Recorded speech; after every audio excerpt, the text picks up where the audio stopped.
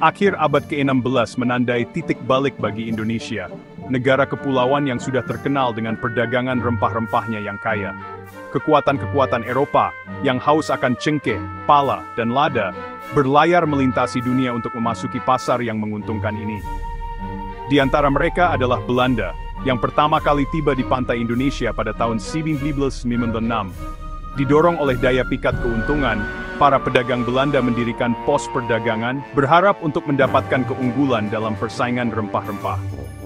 Pertemuan awal ini, bagaimanapun, hanyalah awal dari hubungan yang panjang dan kompleks antara Belanda dan Kepulauan Indonesia. Kedatangan Belanda, meskipun tampaknya tidak signifikan pada awalnya, akan selamanya mengubah jalannya sejarah Indonesia. VOC yang didukung oleh pemerintah Belanda, dengan cepat menegaskan dominasinya di Kepulauan Indonesia.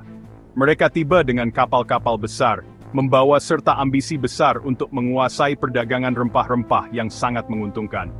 Misinya jelas mengamankan rempah-rempah dengan biaya serendah mungkin, dan memaksimalkan keuntungan bagi para pemegang sahamnya. Rempah-rempah seperti pala, cengkeh, dan lada menjadi fokus utama mereka, karena permintaan yang tinggi di pasar Eropa. Untuk mencapai ini, VOC menggunakan kombinasi taktik perdagangan yang cerdik, kekuatan militer, dan manuver politik. Mereka tidak ragu untuk menggunakan kekerasan dan intimidasi untuk mencapai tujuan mereka. Salah satu strategi kunci VOC adalah membangun monopoli atas produksi dan perdagangan rempah-rempah yang berharga. Mereka mendirikan perkebunan besar dan mengontrol seluruh rantai pasokan. Hal ini memungkinkan mereka untuk mengontrol harga dan mendikte persyaratan kepada penguasa lokal. Perjanjian-perjanjian yang dibuat seringkali merugikan pihak lokal dan menguntungkan VOC. Namun, pengejaran keuntungan VOC yang tanpa henti harus dibayar mahal oleh rakyat Indonesia. Banyak penduduk lokal yang dipaksa bekerja di perkebunan dengan kondisi yang sangat buruk. Kerja paksa, eksploitasi, dan penindasan ekonomi lokal menjadi hal yang biasa ketika OC memperketat cengkeramannya di Nusantara. Mereka yang menolak seringkali menghadapi hukuman berat. Perdagangan rempah-rempah yang dulu berkembang pesat, kini di bawah kendali kekuatan asing, mulai menguntungkan Belanda dengan mengorbankan orang Indonesia yang telah lama membudidayakan dan memperdagangkan komoditas berharga ini. Kekayaan yang dihasilkan dari rempah-rempah mengalir ke Eropa, sementara tekanan kemiskinan tetap ada di tanah air mereka. Seiring dengan semakin besarnya pengaruh VOC, kehadiran administratifnya di Indonesia juga semakin besar. Apa yang dimulai sebagai pos perdagangan berkembang menjadi administrasi kolonial yang kompleks, meletakkan dasar bagi pemerintahan Belanda selama berabad-abad. VOC, yang ingin menjaga ketertiban dan melindungi kepentingannya, membentuk sistem pemerintahan yang terkait dengan struktur kekuasaan yang ada. Namun, Belanda tidak tertarik untuk begitu saja meniru model pemerintahan Eropa di Indonesia. Mereka mengadopsi pendekatan yang lebih pragmatis, seringkali mengandalkan pemerintahan tidak langsung melalui penguasa lokal yang diajak bekerja sama dalam sistem kolonial. Strategi ini, meskipun efektif dalam menjaga stabilitas, juga menabur benih-benih kebencian di antara penduduk Indonesia. Kehadiran Belanda, yang dulunya terbatas pada pos-pos perdagangan di pesisir, mulai meluas ke zaman Teritorial Nusantara, berdampak pada kehidupan juta-denang Indonesia. Bagian 4. Kerusuhan di Surga, perlawanan awal terhadap pemerintahan Belanda. Hindia Belanda, terlepas dari penampilan luarnya yang teratur dan stabil, merupakan sarang kerusuhan. Di balik ketenangan yang tampak, ada ketidakpuasan yang mendalam di antara penduduk lokal. Gerakan-gerakan perlawanan awal, yang dipicu oleh praktik-praktik eksploitif VOC dan kontrol yang semakin besar atas urusan-urusan lokal, mulai bermunculan di seluruh Nusantara. VOC, atau Verenigde Oostindische Compagnie, dikenal karena kebijakan-kebijakan kerasnya yang seringkali mengabaikan kesejahteraan rakyat Indonesia. Dari aksi-aksi pembangkangan skala kecil hingga pemberontakan yang terorganisir, orang-orang Indonesia dari semua lapisan masyarakat bangkit untuk menantang otoritas Belanda.